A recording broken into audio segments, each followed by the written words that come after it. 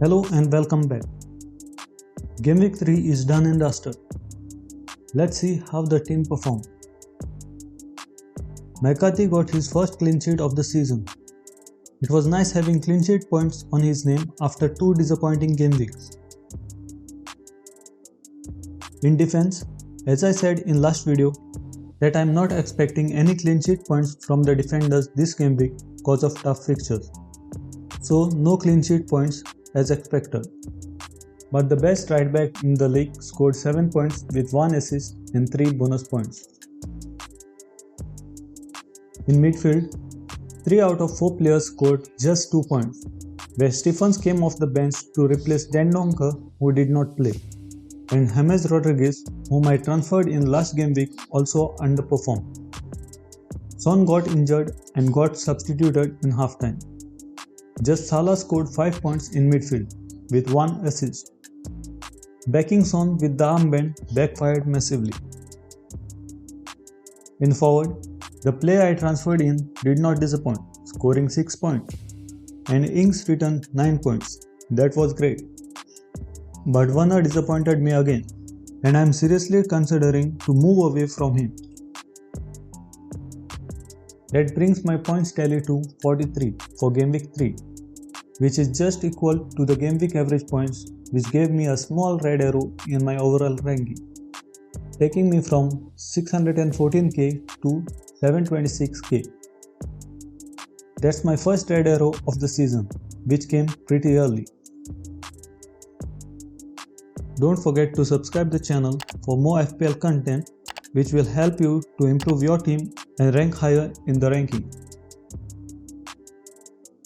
With things not going as per my plans and lots of alteration needed in my team, I can't save my wildcard any further. So I am activating my wildcard this game week. So let's see how my wildcard team is shaping up. No changes in the goal. Nyland is not playing, so he will just be on the bench. And McCarthy retains his place looking at the fixtures. He will be a straight swap to Matt Ryan further down the season if needed. In defense, 2 changes. Dallas in place of his teammate Douglas, and Castagna, a defender in form, in place of Egan.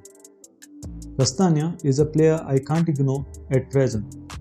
Being a wingback, he already showed his ability to get attacking returns. He has 3 assists and 1 goal already on his name, which is more than Alexander-Arnold, who has just 1 assist as of now. In midfield, Salah and Rodriguez remains, and Stephens, Dendoncker and Son, who is injured, makes way for Fernandes, Clinch and Koyape. Clinch is an interesting pick in this midfield. Looking at how impressive Leeds were in last 3 game weeks, it feels Clinch can get even more returns. At present, he is 7th highest point scorer in the midfield. This midfield is not so eye-catching though, and I am sure I will be putting further thoughts to improve it if possible. In forward, just 1 change. Werner is out. Yes, I finally made that move. He is replaced by Raul Jimenez. Had 3 players in consideration for this position. They were Kane, Vardy and Jimenez. Kane was too expensive, and I did not have that much budget to afford him. I could have slotted in Vardy with some alterations in other places in my team to free up cash, but he is a slight injury concern for this game week.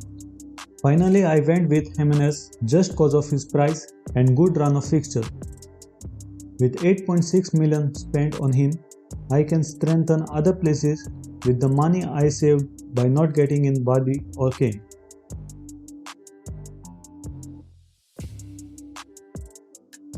This is how my team could line up for game week 4, preferring 3-4-3 formation. Lots of captaincy options in this team. Calvert-Lewin against Brighton, Jimenez against Fulham, Salah against Aston Villa, and even Ings can be considered, who is playing against West Brom Albion. I am handing the armband to Salah.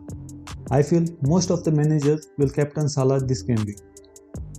Best of luck managers for game week 4. Please note, this team is not locked in. Any changes before deadline will be uploaded on Instagram and Twitter, so do follow us. This video has helped you, then do give it a like. Hit the notification bell icon so you get notified every time we upload video on this channel. That's all for now. See you in next one.